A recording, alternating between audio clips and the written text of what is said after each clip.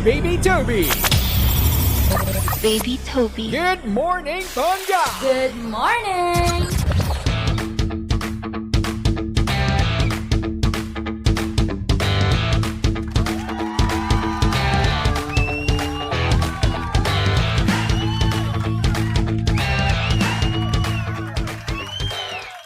Same, pero iba. We are number 1, 06.7 Energy FM, Pangga. Huwag mo sabihing radyo. Sabihin mo, energy dapat. Iyon. Oras, subong kapuluan. Pangga, check your time. It's now 7:27 on the clock. Good morning, Luzon, Visayas at Mindanao, Metro and Mega Manila.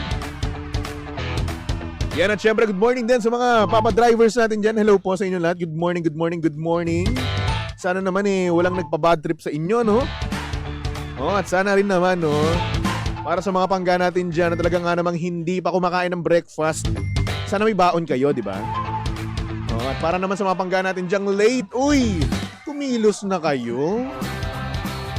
Hay nako, lagi naman kasi yun late. Diba? Tulad na nga lang nito, napakaganda, napaka-sexy. Please, good morning, DJ Lindsay. Hi! So magandang morning, baby Toby. Kamusta ka naman? Hi naman. Yung totoo ba? Huwag mo nang alamin yung totoo. Okay ka lang Sinabi ba? mo mukha akong okay yan. Talaga? Oo. Mukha ka bang talagang okay? Basta okay ako. Huwag ka na Okay ka mag-follow up lang. question. Okay Talaga na yun. ba? Oo nga, bakit ba nang mimilit ka? Eto naman, sinisiguro ko lang naman na okay ka talaga kasi kung hindi, papaligayahin kita. Sis, Diba? Gagawin kong ano gusto mo. Hindi ikaw makakapagpaligaya sa akin sa mga panahong to, Toby. Malay mo ako, diba? Kung nga 1 milyon, 2 milyon yan liligaya ako. 1 milyon? Diyos ko, napakamura. Ay, 1 milyon lang ba? Gawin na natin 10 million. Ayusin Okay mo, lang ba Toby, sa'yo? Alam mo, mga panahon ngayon, medyo maiksi ang PC ko, Toby, umayos Ay, ka. okay, sige po. Oo. Kapag ganito yung ugali, no? Nakakairita talaga Baka may yun. No? dinosaur na kasama sa umaga. Tapos minsan, magiging ka na, magiging dragon ka na. Ay, nako. Ay, Ganyan nako. kayo mga babae, no? Kapag kayo pinipikon. Ganyan din kayo mga lalaki. O ano na naman? Ganyan kayo ng ganyan, tas kapag ginanyan kayo, magagaganyan kayo. O, ganyan ka rin ng ganyan. Nakakainis. Ang hirap mo, ang hilig mo sa ganyan, no? Ay, nako. Ako. Anyway, DJ Lindsay. Ano na, kamusta ka naman? Okay naman ako. Bago ba yung shirt mo? Oo, bago to. Ito yung Begin Dondi. Ay, entara. Dondi, maraming salamat sa Alam mo, t-shirt. Dondi, okay sana na ang dami mong binibigay na gamit kay Toby, mga t-shirt, pero sana tumatama yung size.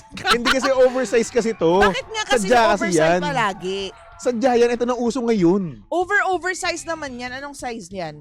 XL. Large ka lang. Bakit mo pinipilit mong XL ka? Kasi malaki. Kaya nga. Malaki yung t-shirt. Kasi ito na nga yung uso ngayon. Ano ba? Gen Z kami. Okay? Ikaw kasi boomer ka. Bumugoy. Bastusan ba, be? O hindi. Ito na nga kasi uso ngayon. Diba? Tsaka ito ang komportable kaya.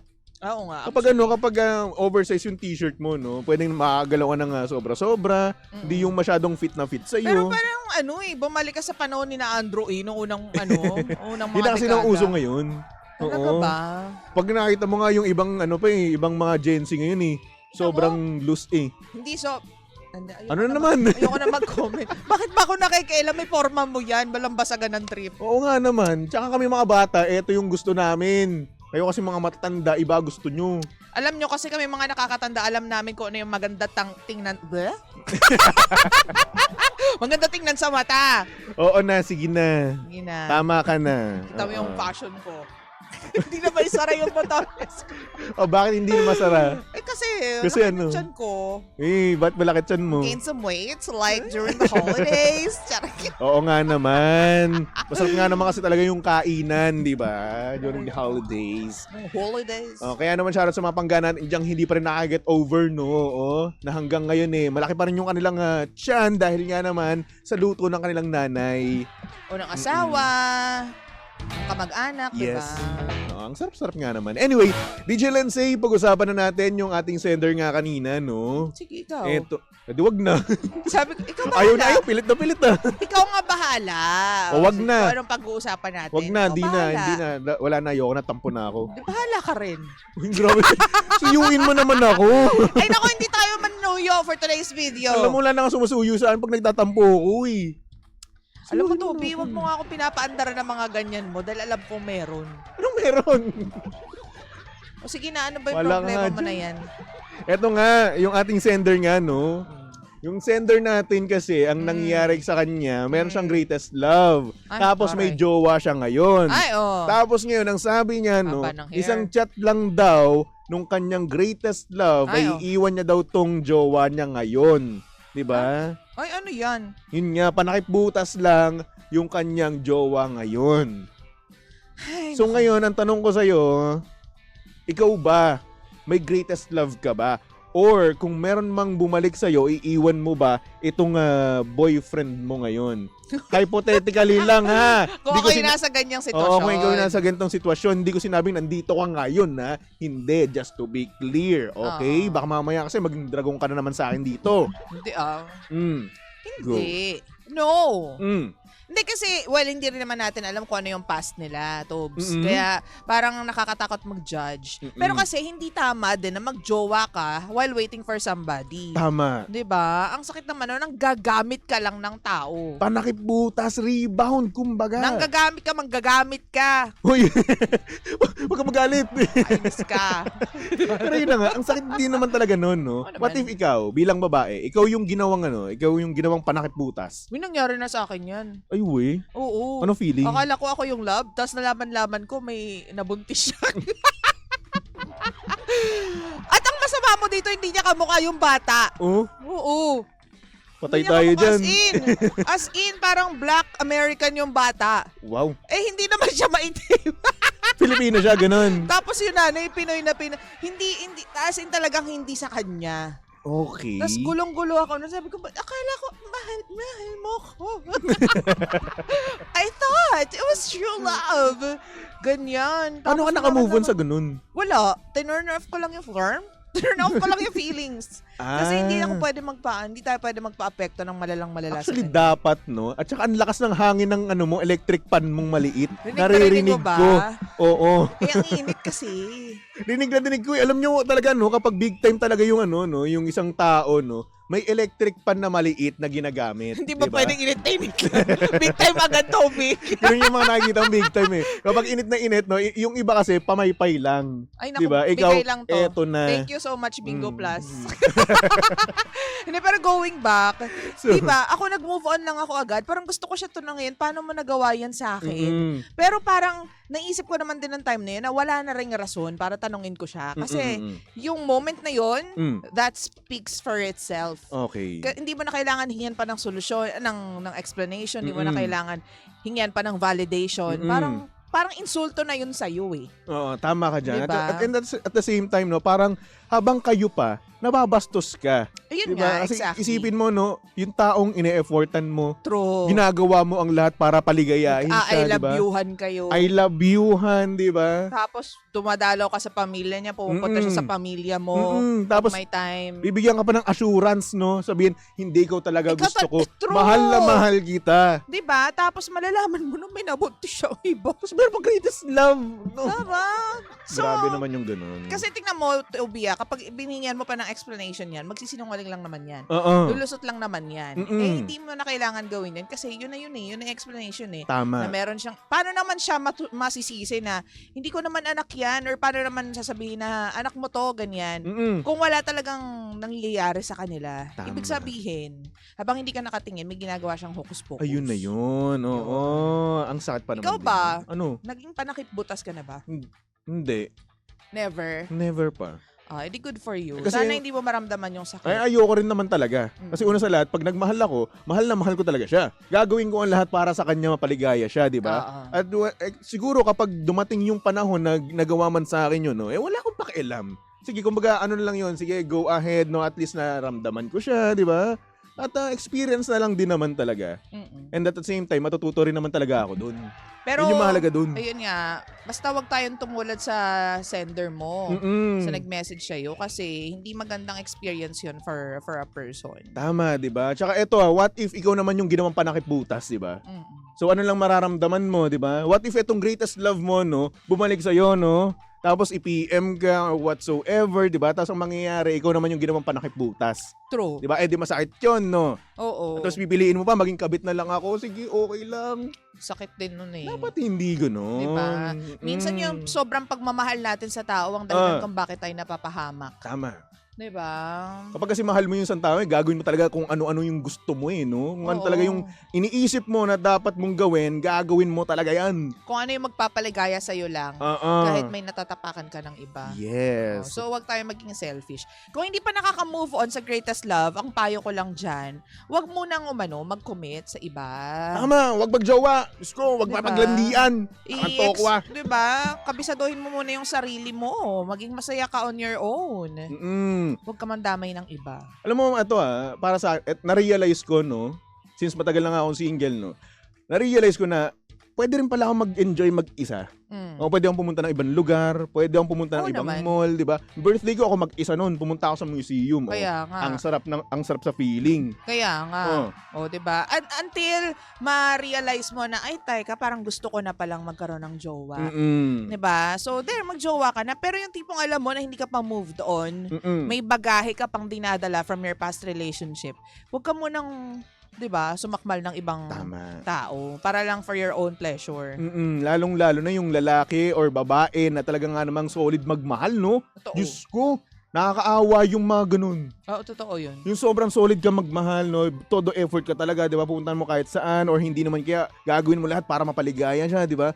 Tapos ayun. Kawawa din, 'di ba? Kasi siya Kawawa. nananahimik siya. Hindi niya naman alam na may ganyan ka pa palang issue sa buhay. Ay nako. 'Di ba? Tapos siya parang solid lang siya nagmamahal. Gusto niya lang i-express yung sarili niya. Tapos inadamay mo siya dun sa misery mo bilang tao. Dapat hindi. Na dapat hindi naman talaga. At anytime, no, pwede mo siyang kalimutan, bitawan, di ba? Parang ano na yung kabastusan doon, di ba? Yung mababastos mo ng sobra yung current boyfriend mo or girlfriend mo. Oo. Ganon. Pero sa mga nasasaktan ng dahil sa ginamit lang sila, chill lang. Ako para sa akin, based on experience, chill lang. Chill lang. Pag nangyari sa iyan, huwag ka na maghanap ng explanation. Cut off mo na rin siya agad. Tama. 'Di ba? Block mo na siya agad. Cut off mo na. Tapos mag-heal ka on your own. Yan. At Tibayan syempre, lang ng dibdib yan. may darating din na taong magpapaligaya sa'yo. Itatrato ka ng tama, di ba?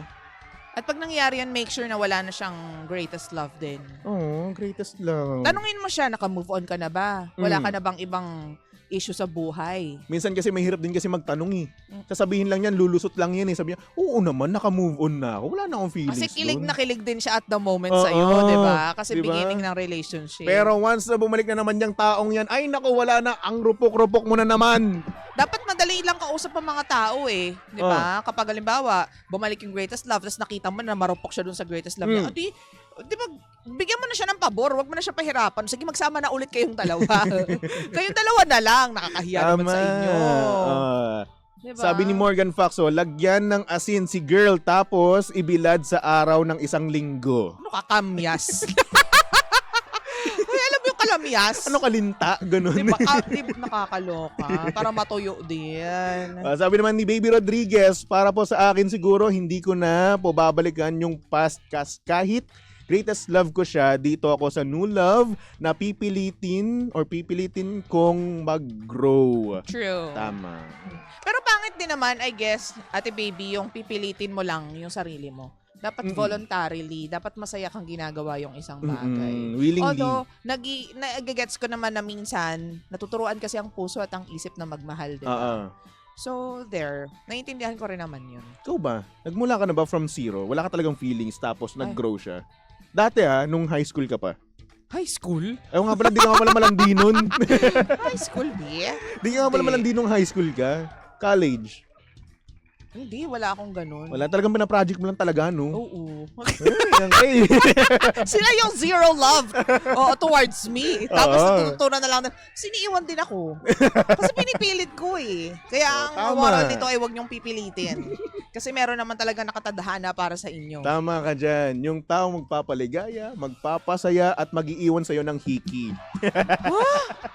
Hiki ka dyan. Wala lang. Naisip ko lang bakit ba. Tama. Sabi ni Ate Rosie, kung ako, ayaw ko na rin sa kanya. Oh. Ayan. Tama. Kasi, at saka huwag natin kalimutan, baby, na merong rason kung bakit naghiwalay kayo ng greatest love. Tama. Diba? Kung mahal na mahal na mahal na mahal ninyo yung isa't isa, hindi kayo papayag na maghiwalay kayo. Doon Tama. ako naniniwala. Ako rin, naniniwala din ako doon. Kasi una sa lahat, naghiwalay kayo for a reason. Yun nga. Diba? Hindi kayo fit together, diba? True. Ngayon, kung ipipilit mo pa rin yan, ay nako, magsasagupaan lang din kayo. So true. At maghihiwalay pa rin naman kayo kasi canon event yun. Pero ikaw ba, was there a time na pinilit, yun, yung tanong mo sa akin kanina, pinilit mong from zero love to something love? Oo, ata. Pinilit mo lang yung sarili mo? Dati, oo. Paano yun? Eh di wala. Paano Naghiwalay din kami. pinipilit yung sarili mo? Parang mini-message mo siya ng pilit? Ganyan? Kumaga, siguro yung ano, yung... I love you ka ng pilit? Siguro ganoon. Ganon yung feeling. Kasi, wala, ewan ko, bored lang siguro ako nung college ako.